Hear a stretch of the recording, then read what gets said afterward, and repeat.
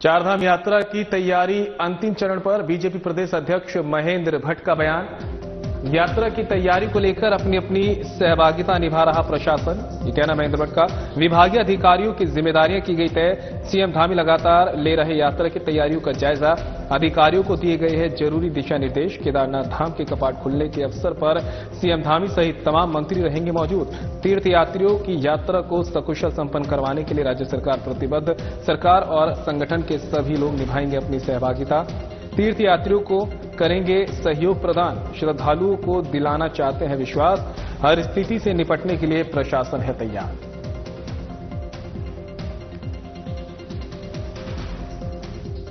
पूरी तैयारी मुख्यमंत्री जी ने लगातार इसकी समीक्षा कर रहे हैं।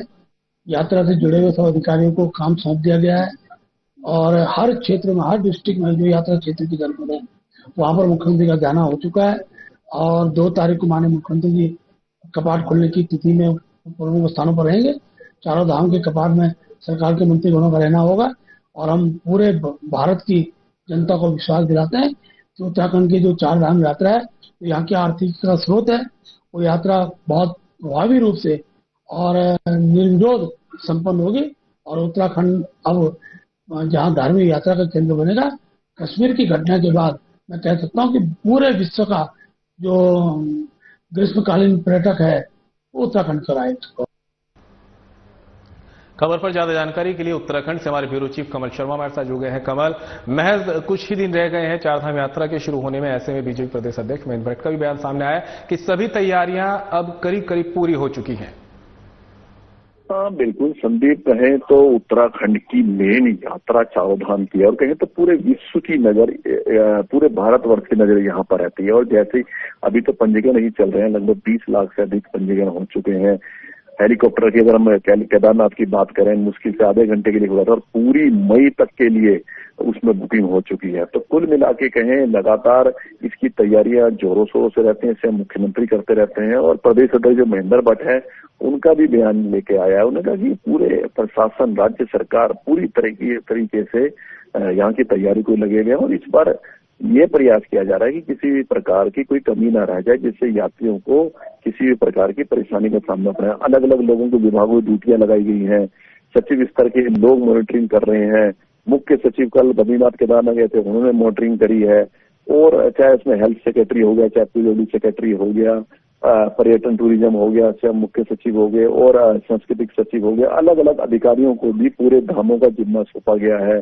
पुलिस फोर्स ने अपनी पूरी तैयारियां कर ली हैं। तो अक्षय तृतीया हम कहें तो 30 तारीख को, आज हम कुछ ही 2 या 3 दिन रह गए। अक्षय तृतीया से यहाँ पर यात्रा शुरू हो गई। गंगोत्री यमुनोत्री कपाट खुल जाएंगे। 2 तारीख को बाबा केदार के और 4 तारीख को भगवान बद्री विशाल के और 5वां धाम जिसकी हम बात करते हैं गुरुद्वारा हेमकुंड साहिब, 25 मई को वो कपाट खुल जाएंगे। तो 30 तारीख से यात्रा शुरू हो जाएगी और 2-3 दिन से ही हम देख रहे हैं यात्रा जानी शुरू हो जाएगी। तो कुल मिला के कहीं सरकार ने पूरी तैयारियां, प्रशासन ने पूरी तैयारी कर दी है। हर स्तर पर पुलिस से लेकर हर विभाग ने तैयारी शुरू कर दी है और सरकार का यही प्रयास है कि जो इस बार यात्रा हो वो श्रद्धालुओं के लिए सुखद हो, कोई प्रॉब्लम ना है, कोई दिक्कतों ना है। जो पिछली बार बड़ी दिक्कतें आई, लोगों को श्रद्धालु दूर दूर से इतनी अधिक संख्या में पहुंच गए थे, उनको हरिद्वार ऋषिकेश कहीं कहीं दिन रहना पड़ा। इस बार वो दिक्कत ना, बड़ा स्मूथली यात्रा चले, जिससे किसी प्रकार की कोई परेशानी ना हो। कमल, अगर बात मौसम की करें तो चारधाम और यात्रा मार्ग पर मौसम का मिजाज क्या कुछ कहता दिखाई दे रहा है? क्या तैयारियों पर किसी तरह का असर पड़ता दिखेगा? अभी तो हम कहें कि मौसम पूरी तरह से खुश्क है, धूप अच्छी खिली हुई है। कहीं कहीं हल्की फुल्की बारिश बीच बीच में पहाड़ों में हो जाती है। हल्की स्नोफॉल अभी केदारनाथ में भी हुई थी।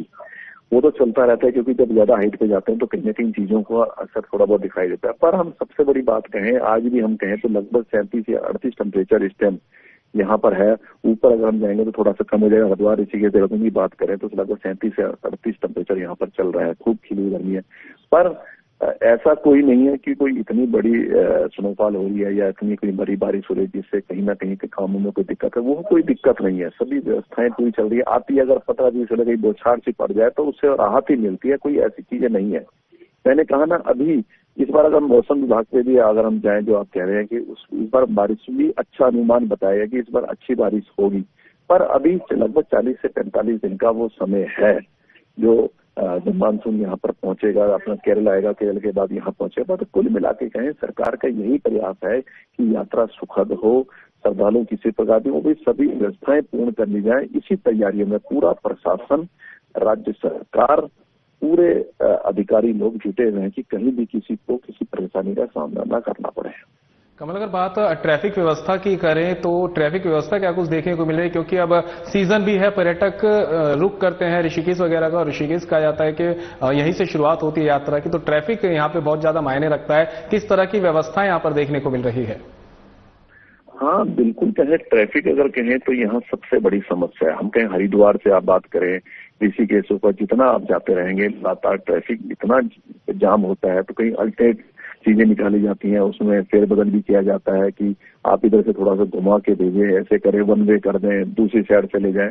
तो ट्रैफिक की व्यवस्थाओं के लिए भी स्पेशल काफी यातायात पुलिस को लगाया गया और एक्स्ट्रा पुलिस को भी लगाया गया, और नए रूट भी देखे गए हैं। जब ज्यादा लोड हो जाए तो उसको दूसरे रूट से घुमा के भेजा जाए। तो इस तरह की तैयारियां भी लगभग यहाँ पर लगी। हम देख रहे हैं कि अभी यात्रा स्टार्ट भी हुई है, तब हम देख रहे हैं कि स्पेशल काफी यातायात की पुलिस या अन्य पुलिस के जवानों को भी यातायात को दुरुस्त करने के लिए लगाया गया है। और वही हम देख रहे हैं कि लगातार मॉनिटरिंग भी पुलिस के अधिकारी लगातार कर रहे हैं कि ज्यादा जाम न लगे, क्योंकि जब लोग आते हैं और कई घंटे जब जाम में उनको फंसना पड़ता है तो और ज्यादा उनको दुखद होता है। तो इसके लिए भी यही प्रयास किए जा रहे हैं कि सारी व्यवस्थाएं चाक चौबंद हो, कोई ज्यादा दिक्कतों का सामना करना, ट्रैफिक व्यवस्था हो या अन्य रूट प्लान हो, जब ज्यादा रश हो जाता है तो उसको दूसरी साइड से घुमा के यात्रियों को भेजा जा सके। तो सारी चीजें कहने की मॉनिटरिंग चल रही है, सारी चीज धरातल पे दे रही है। और मुझे लगता है कि इस बार अभी जो जिस हिसाब से हम देख रहे हैं कि लगभग 20 लाख के लगभग अभी तक पंजीकरण हो चुके हैं और लगातार चल रहे हैं ये। तो आगे इस बार भी मुझे लगता है कि यात्रा काफी अच्छी होगी, पर यही देखना होगा कि जो यात्रा सरकार जो यात्रा की तैयारियां कर रही है कि इस पर जरूर दिक्कत ना हो, वो कितनी तैयारियां सफल और सुखद होती हैं जब यात्रा पीक पे होगी। इतने जो पंजीकरण हुए हैं ये ऑनलाइन पंजीकरण है, इनके अलावा ऑफलाइन पंजीकरण भी होते हैं। क्या लगता है कि अभी शुरुआत में जब इतने पंजीकरण हो रहे हैं तो यात्रा में कितनी संख्या देखने को मिल सकती है? क्या लगता है पिछले रिकॉर्ड टूटेंगे? अभी तो कहना बड़ा मुश्किल है, क्योंकि यात्रा की शुरुआत अभी 2 से 3 दिन बाद होनी है, 30 तारीख से। अब यही देखना है जिस हिसाब से पंजीकरण चल रहे हैं, जिस हिसाब से आ रहे हैं, क्या स्थिति बनती है। थोड़ा सा हम इसको इस रूप में भी देखें, थोड़ा सा जो पहलगांव में घटना हुई है उसके भी कहीं ना कहीं टेंशन एक देश में बनी हुई है कि क्या आगे क्या चीज होती है अगले दिनों में। जिस हिसाब से लगातार बड़े प्रधानमंत्री मोदी ध्यान आ रहे हैं, और चीजों को ध्यान आ रहे हैं कि हमला हो सकता है या ऐसे ही कहीं ना कहीं सुलझ जाएगा, बातचीत सुलझ बेहतर है। अगर कहीं ये मामला कहीं बढ़ा तो ये भी कहीं ना कहीं अवरोधक यात्रा में बन सकता है। कमल, तमाम जानकारी के लिए आपका बहुत बहुत शुक्रिया। और फिलहाल इस बुलेटिन में मेरे साथ